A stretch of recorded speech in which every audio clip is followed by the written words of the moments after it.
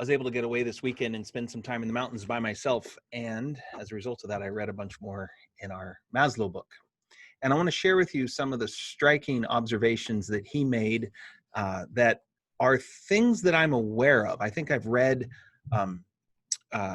people who talk about these ideas quite a bit in the last 15 years, but to hear it spoken of so profoundly from someone writing in the 60s really was amazing. That Maslow, in some ways, you can think of him as a village elder, one of those old wise voices that we need to gather around and listen to as he created the initial insights, one of many, but a bit of a rarefied space.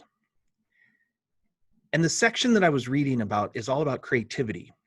Maslow wrote extensively about creativity because he believed that creativity was, he called it primary and secondary creativity. And a lot of what we call creativity is secondary creativity, the ability to execute on the technique and methodology of creating a painting or writing a song or producing something that is truly creative. But primary creativity is something that he attributed to the human nature itself. That as a human becomes healthier or more well-adapted, or what he called self-actualizes, creativity is a natural byproduct. It's actually fundamental to humanity, this idea of primary creativity. He then begins to explore that, and he noticed in his work that the world was changing at a rate that, of course, today is much faster, but he was aware of it during his work, that the world was changing at a rate that we could no longer rely on our education system, for instance, just teaching facts. He says, what's the point of teaching facts? What's the point of teaching techniques? They change so fast that what we actually have to do is teach how to become the best versions of ourselves so that we can be creative. I said, we don't need people anymore who are trying to freeze the world, who are trying to stabilize the world, who are trying to control the world. We need people who can tap into this humanity's capacity for creativity. He then says what I've heard many of the innovators of our day say, but remember, this is a long time ago. He says, the society which can turn out such people will survive. The society that cannot turn out such people will die. Now, given all the current events going on, I don't want to get into whether our society is dying or thriving or all of that. Please, I'm not trying to speak about current events. I am trying to talk about a way of being in the world that is necessary for us to deal with current events. So then he writes a chapter on what blocks us from creativity. What is the fundamental thing that blocks us from becoming the kind of people that can tap into our primary creativity? And he has a number of things in them, but the biggest one that stands in the way is the fear of ourselves. They were actually afraid to tap into what he called the deep self. Now, he plays with a lot of words. He creates little word clouds around what does that mean, because it's a very hard concept to actually unpack. He talks about the authentic self or the real self or the true self, but he settles on this idea of the deep self. And that depth of being is actually something we're afraid of. And the degree to which we live into that fear, we repress our human nature, our ability to actually tap into primary creativity. And remember, he's reminding us that the societies that produce people that can tap into that creativity win or survive, and the ones who don't die. So he's making this relatively high stakes. That he goes on and he talks about how our fear of this deep self is because it is a little crazy. And I know we don't use that word, so he did, but he's not talking about crazy in the sense of mental illness. That's the place we want to be careful with that word. He's talking about it scares us, and it's a little bit irrational. It's unpredictable. It doesn't color within the lines. It doesn't live inside of boxes, so to speak. It's disruptive in a way that a lot of institutions and and organizations that are trying to stabilize really find threatening. We don't always quite know what to do with it.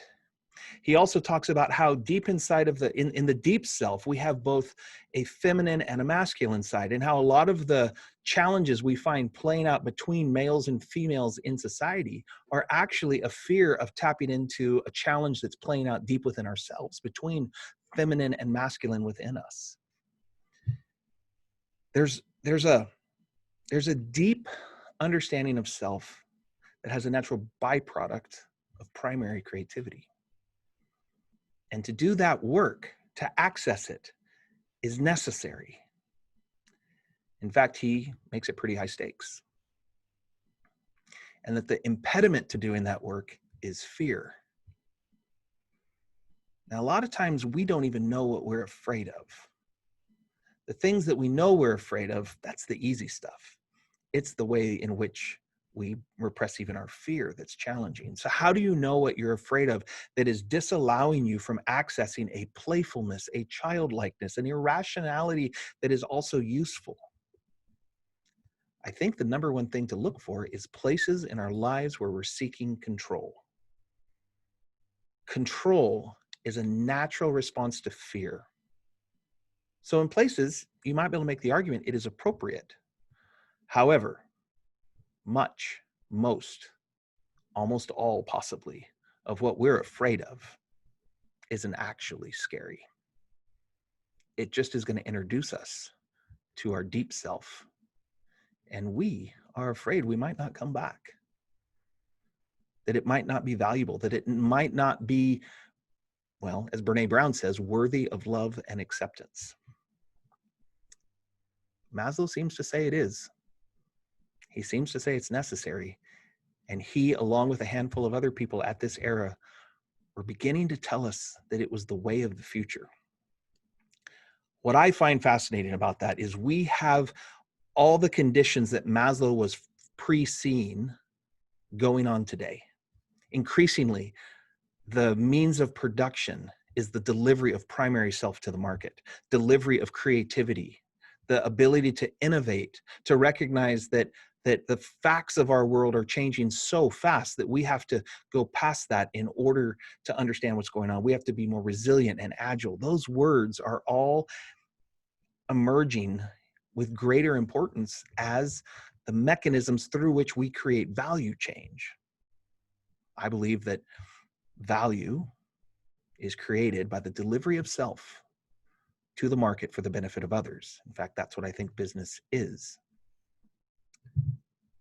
So here's the final step that Maslow makes, at least in this reading so far, that is rattling,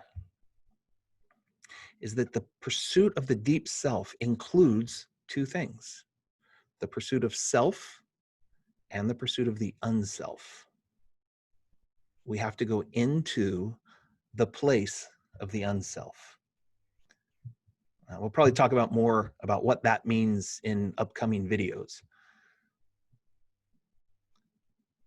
But that's a rattling idea. That in order to present myself to market in ways that create value for the benefit of others, I have to go beyond just myself. It's called transcendence. It's called connection to things bigger than ourselves. I think it's fascinating. I'm really enjoying Maslow right now. I hope you enjoy these videos.